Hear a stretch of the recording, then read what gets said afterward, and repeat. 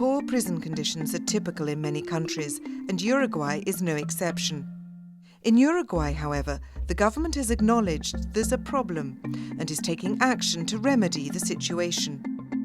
3 years ago, the government invited the Special Rapporteur on Torture, Mr. Manfred Novak, to visit the country.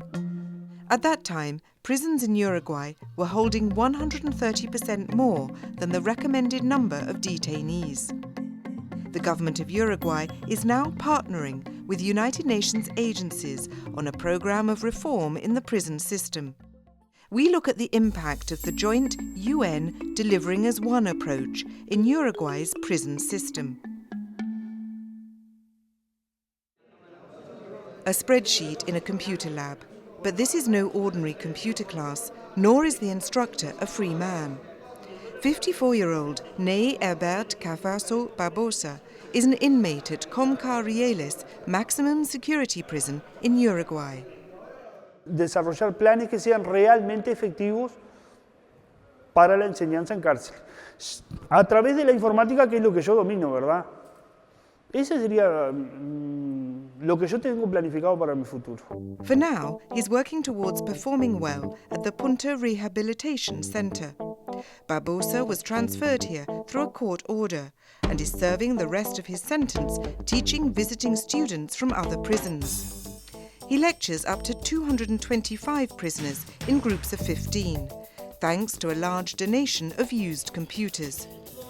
If it was possible to ignore the perimeter fence and watchtower, it would be quite possible to mistake this place for a church or an adult learning classroom. But these are prison inmates undertaking different programs, mostly aimed at life after prison. Cosas a corto plazo y cosas a mediano y largo plazo. A corto plazo terminar el hacinamiento. Y el objetivo más ambicioso era el de basarse la rehabilitación en el trabajo, el estudio, la recreación. The minister's position is reiterated by Uruguay's parliamentary commissioner in charge of prisons. Llegó una situación de emergencia dentro del sistema penitenciario y en los últimos años se ha comenzado a revertir esta emergencia. Se han construido locales, se ha avanzado en materia de educación y de trabajo y es probable que si se mantiene el rumbo en los próximos 5 años se pueda tener un panorama distinto. Similarly, inmate Walter Paparamborda has been locked up for 20 years in different prisons. At the time of filming this video, he had a few days to go before his release from Centro de Rehabilitación Punta de Rieles, where he arrived in 2011. Yo me faltarían 4 días para irme en libertad. Tengo una oportunidad de trabajo que se me brindó. Quiero aprovecharla, estar al lado de mis hijas, mi señora y mi familia. Y salir adelante y reivindicarme con la sociedad. Yo tuve muchos años preso, tuve 20 años preso. Y gracias a montones de comandos que han pasado por delante mío, me han dado oportunidad para aprender un oficio. Walter is looking forward to walking out a free man with new skills, as a blacksmith. Now he will be able to earn his wage in the labour market, which is the aim of the programme. Uruguay is one of 8 pilot countries in the UN Joint Interagency Development Programme, delivering as one. The joint UN and Uruguay government prison project aims to ensure that detainees' human rights are upheld. Susan McDade, UN resident coordinator in Uruguay, lauds the cooperation with the government, noting that there are many political leaders in the country that have experienced life in prison and really understand from a personal point of view that conditions must be improved. When the United Nations started working on prison reform in Uruguay, there were really 2 goals. One was to help the people who manage prisons and supervise prisons take a more human rights-based approach to the rights of prisoners.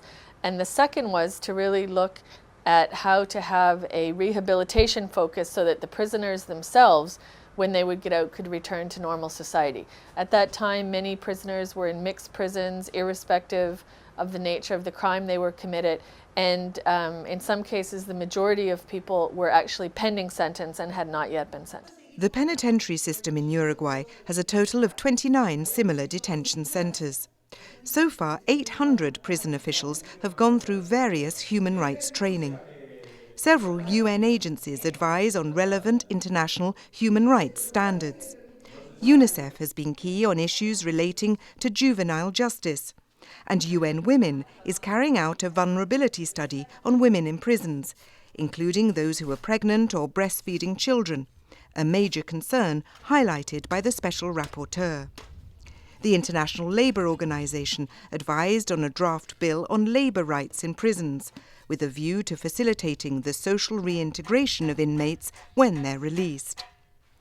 The UN Human Rights Regional Office has provided expert advice, including training, and works closely with the Ministry of Interior and authorities in the prison system in Uruguay. Kyung-Hwa Kang, the Deputy High Commissioner for the UN Human Rights Office, recently visited detention centres in the country. But what was amazing to me was how much can be done with a government that is willing to take on board recommendations coming from the international human rights system, but also how it really took an outsider with a fresh pair of eyes to come in and focus on the problem areas. This is a country where the president himself was a political prisoner and had been in solitary confinement for many years. But it took somebody from the outside to come in and point to areas of problems and needing immediate reform.